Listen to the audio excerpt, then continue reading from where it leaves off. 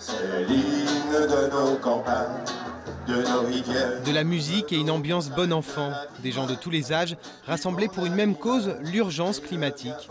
Tous attendent des mesures ambitieuses, une date symbolique pour cette manifestation, alors que les dirigeants mondiaux sont actuellement réunis en Pologne pour le sort de la planète. C'est important, je pense que c'est un peu tard, mais je trouve ça un peu dommage qu'il n'y ait pas assez de gens qui se rendent compte de ça, notamment nos parents et tout, enfin, cette génération-là qui sont quand même en grande partie responsables.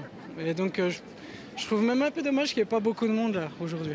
Il faut que tout le monde se mette ensemble et puis qu'on arrête de faire n'importe quoi. Il y a d'autres solutions qui sont possibles.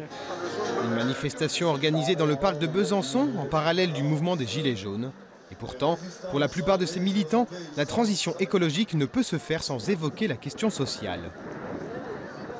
On vit un moment tellement spécial que la question climatique, elle est en fait au cœur un peu des débats, puisque c'est une mesure pseudo-écologique qui a un peu mis le feu aux poudres. Et du coup, nous, ce qui nous fait peur, ce qui nous interroge, c'est qu'on essaye d'opposer la question sociale à la question écologique, alors qu'on est intimement persuadés depuis longtemps qu'en fait les deux, elles doivent se traiter conjointement et qu'on ne peut absolument pas prétendre à une transition écologique en laissant la question sociale de côté.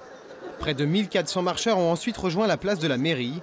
Objectif, interpeller les élus, alors que la plupart des adjoints ont refusé de signer une lettre d'engagement pour le climat.